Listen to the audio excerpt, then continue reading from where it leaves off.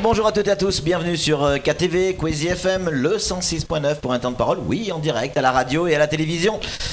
Il y a 2 jours, on avait reçu Sarah Moussoun. On va parler des élections de Dembéni, les élections municipales. Évidemment, on le sait, il y a 2 listes a priori, il n'y aura qu'un tour.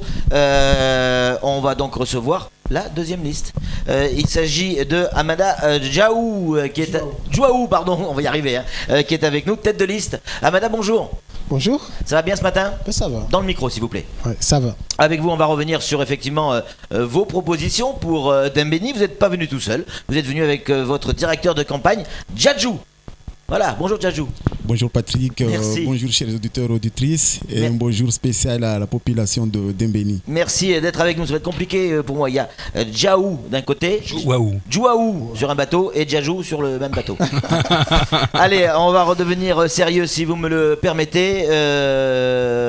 Candidat à l'élection municipale donc de Dembéni, est-ce qu'on peut dire que vous êtes une liste de droite vu que vous êtes associé aux Républicains?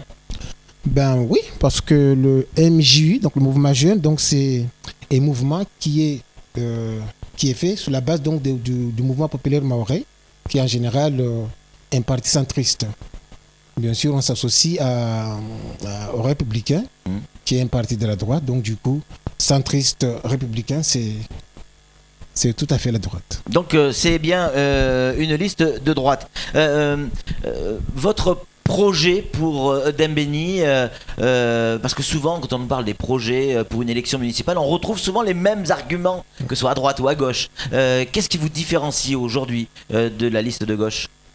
Ben, nous, en fait, déjà, comme vous savez, hein, j'étais maire jusqu'en 2008, mars 2008. Et pendant mon mandat, j'avais des projets qui sont toujours là, qui ne sont pas finis et qui, aujourd'hui, posent des problèmes. Donc, moi, parmi les projets que nous avons, moi, avec l'équipe et moi, c'est déjà, on tient compte donc des travaux qui ne sont toujours pas finis. Le cas donc de la MCH d'Iloni, le cas du marché des Tsaranou, le cas de la RHI d'Ajangwa. Bien sûr, on va ajouter les projets donc à venir. C'est des projets qui concernent donc l'habitat, l'aménagement donc des lotissements pour que la population puisse donc s'installer, l'aménagement donc des sites, des quartiers qui ne sont pas aménagés, des quartiers habités dans des terrains privés. Et donc, il faudrait qu'on régularise la situation pour que la population qui est dans ce quartier-là, qui sont dans ce quartier, la population qui est dans le quartier, puisse aussi bénéficier des mêmes droits que les autres, qui sont dans les anciens villages. Ce sont des projets à l'époque où vous étiez déjà maire ? Écoutez, pour ce quartier-là, j'avoue que ça n'a pas encore été donc dans nos projets, mais décidément, on a trouvé que c'est de la population qui habite chez nous, qui paie des impôts, donc on a décidé de les intégrer dans les projets communaux. Pourquoi ne pas avoir réalisé ces projets-là à l'époque où vous étiez maire ? Il s'est passé 8 ans depuis, hein ? Il s'est passé 8 ans, mais il faut savoir que ces projets-là, je crois que le cas de Tsaran, par exemple, le quartier côté lycée, c'est des quartiers qui appartiennent à un privé et qui avaient vendu des terrains. Donc les gens s'installaient. Ils se sont débrouillés pour créer un accès. Donc maintenant, on a jugé utile, après 8 ans, on trouve que presque les habitations sont là, on trouve que la route est mal faite, et on trouve qu'il n'y a pas d'éclairage, il n'y a pas de réseau. Donc décidément, on a décidé de l'intégrer parce que dans un terrain privé, tu ne peux rien faire. Ouais. Il faut d'abord que ce soit régularisé, que ce soit des voiries qui appartiennent à la commune. Samuel, une réaction ? J'ai envie de poser une question à Djadjou, si vous me permettez. Vous faites partie du MJU, le mouvement des Jeunes Unis. Oui, bien sûr. Quelle est l'importance du MJU pour Dembéni ? Parce que vous êtes très très actif. Oui, vous venez juste de le dire, Samuel. MJU, c'est un groupe très actif. Et je suis très content déjà de l'entendre tous les jours ici dans vos ondes, que c'est un groupe très actif. Moi, MJU, je peux le définir juste en 2 mots, sérieux et dynamique. Donc, MJU, souvenez-vous, ça a commencé depuis 2014. MJU retourne aujourd'hui dans les urnes. Vous savez tout ce qui s'est passé. MJU, le groupe qui a soutenu récemment la candidature de M.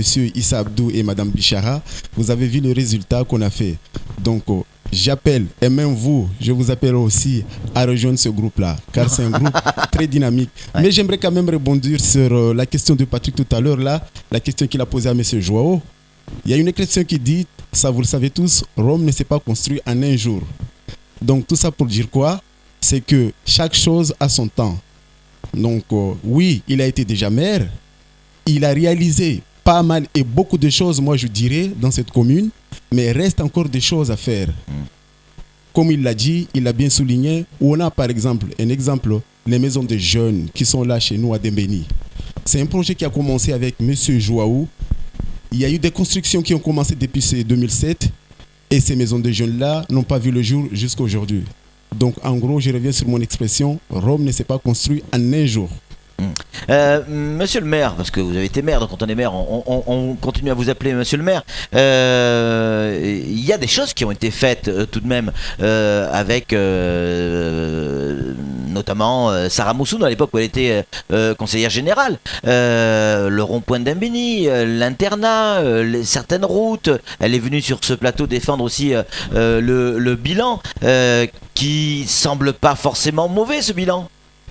Est-ce que vous allez continuer à vous appuyer là-dessus ou faire comme d'autres ont fait, c'est-à-dire on oublie les projets des autres et on part sur de nouveaux projets ou on est dans la continuité? J'aurais aimé que vous me parliez de cette route. Bon, je suis d'accord pour le rond-point, qui a été d'ailleurs une des conditions pour qu'on ait le permis du lotissement qu'on appelle IFM, ce lotissement qu'on a fait à côté d'Iloni.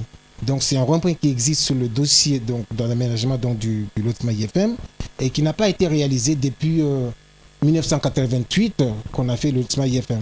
C'est parce que c'est un rond-point qui est sur la route nationale, donc ça appartient à l'État de le faire. Maintenant que ces dernières années, ça a été réalisé par le concessionnaire ou l'État, il a fait des démarches, mais ce que je ne comprends pas, c'est que d'un côté, Sohaib se dit être à l'origine donc du financement pour faire le rond-point, de l'autre côté, c'est Sarah qui le dit, donc je pense qu'il vaut mieux... La question concernant ce rond-point, je vais demander à Djadjou d'expliquer un peu parce que moi je ne comprends pas. Et lui, il a beaucoup communiqué avec Sarah concernant le rond-point. Alors allons-y. En fait, moi j'ai juste quelque chose à dire. Souvenez-vous, messieurs, vous journalistes qui êtes là, il y a à peine un an de ça, Madame Sarah, elle disait, parce que moi je l'ai écouté lundi, il y a à peine un an de ça, elle disait exactement tout ce qu'elle a dit, mais en faveur de M. Joao. Aujourd'hui, hier, avant-hier, c'était en faveur de M. Sohaib. Donc, moi, si vous me le permettez, ne passons pas notre temps à parler de Mme Sarah, parce que chez nous, là-bas, tout le monde sait comment elle est, et ça, vous le savez, elle change de parti tout le temps, chaque seconde, chaque minute. Donc, on ne va pas passer notre temps à parler de Mme Sarah. Moi, il y a un truc que je ne comprends pas. Je l'ai entendu dire... On parle des projets. Moi, je ne parle pas forcément de la dame, je parle des projets qui ont été mis en place. Il y a des choses concrètes qui ont été faites, quand même. Oui, bien sûr. Concernant le rond-point, comme il l'a dit M. Joao, Mme Sarah, tous les jours, elle nous disait quoi? Parce qu'elle a été avec nous. Elle nous disait quoi? Elle a investi des millions et des millions. Même la dernière fois, je l'ai entendu dire 14 millions. Mais c'est ça, exactement ça, 14 millions. Mais le souci, c'était quoi? Elle n'a jamais su réaliser ses projets. Vous me dites qu'elle a réalisé des projets parce qu'elle ne s'attendait pas du tout avec le maire Sohaib. Elle a même tenu des propos que je n'oserais pas dire sur ce plateau. Donc, Madame Sarah, n'en faisons pas une histoire, toute une histoire. Madame Avis, ça vous parle? À droite. Corinne Avis, oui. Corinne Avis, à droite, UMP, a priori, à l'époque. Aux dernières départementales, elle soutient l'autre liste. Comment ça se fait? Laquelle? La liste de Sohaibou. De Sohaibou, mais à côté, c'est... Je sais pas. En fait, comment vous l'expliquez? C'est quelqu'un de droite la question de Corinne qui se déclare... Dans le micro. Qui se déclare républicain, pose cette question à Pitskou. Pourquoi un républicain a soutenu un socialiste? Voilà. Donc pour moi, j'ai pas de réponse. Faut se rappeler ce qui s'est passé au départemental, si vous me permettez. C'est juste qu'il y avait la liste Bouhari, Bichara, Issa, Abdou qui s'opposait à la liste de Corinne Avis. Voilà, non, je comprends bien. Mais ma question, c'est effectivement, c'est la liste de droite associée aux Républicains. Ne pas pouvoir effectivement récupérer un républicain sur Dembéni, c'est avoir du mal à fédérer. On peut pas récupérer Corinne qui elle a été tenue par Sarah. Donc Corinne n'a pas été candidate parce qu'elle a voulu être candidate. Elle a été forcée. d'être candidat. Donc du coup...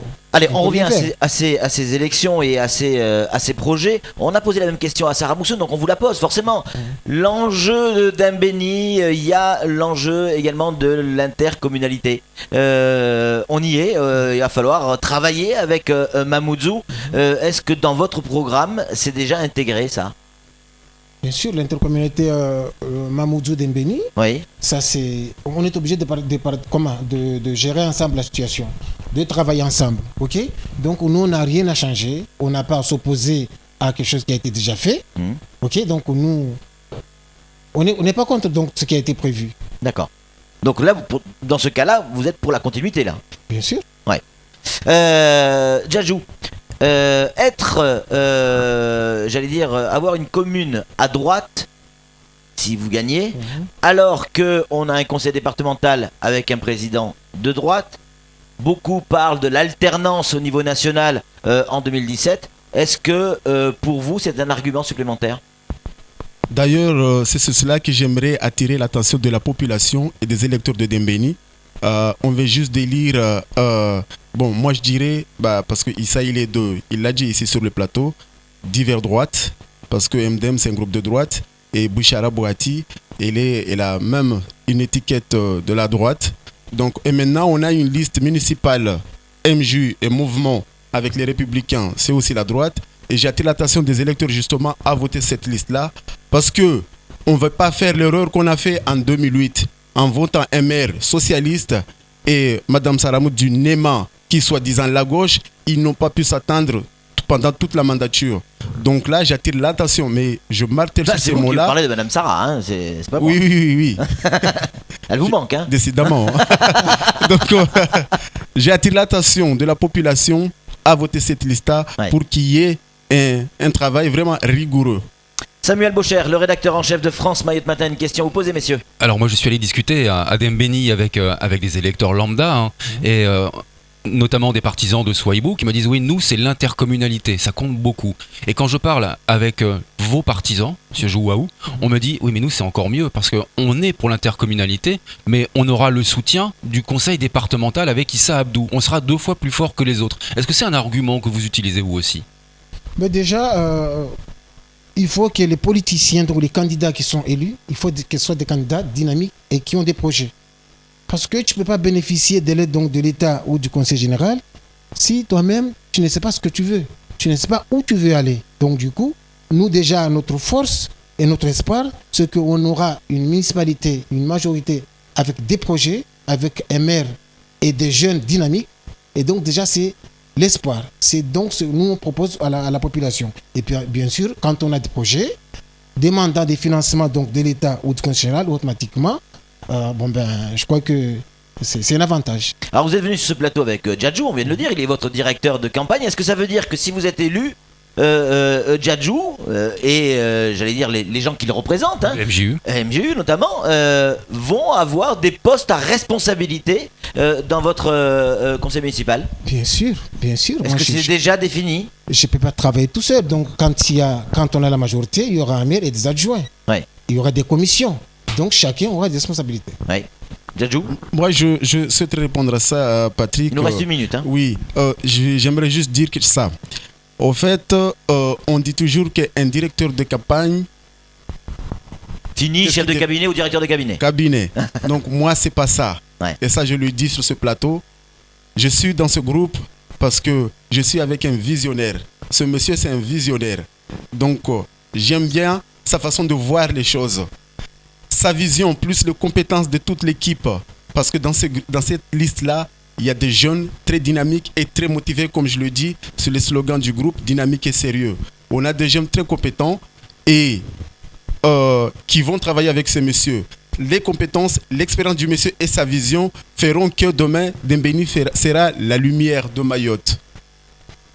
Est-ce que vous pensez, dernière question, est-ce que vous pensez que le département a encore les moyens de financer des opérations pour les collectivités à la minute où on parle ? Moi, je pense pas qu'il y a les moyens qu'il y avait aux années 2005, 2006 ou 2004. Hein. Ouais. Mais je crois que ceux qui sont là, ils savent qu'on attend aussi d'eux qu'ils aident donc les communes et les syndicats pour se développer. L'État aussi et l'Europe. Donc du coup, moi je dis, nous on a des projets, j'ai l'habitude de monter des projets, j'ai l'habitude de suivre des dossiers, j'ai l'habitude donc de gérer. Donc je promets que ça va changer. Très rapidement, Samuel, en conclusion, c'est fini. On vous a volé la victoire le 30 mars 2014. Est-ce que vous avez le sentiment que vous allez avoir votre revanche le 18 octobre? On va gagner Samuel. Une réponse claire. Parole de directeur de campagne. En tout cas, merci messieurs d'être venus sur ce plateau. Sarah a accepté un débat. Est-ce que vous seriez prêts à le relever sur ce même plateau?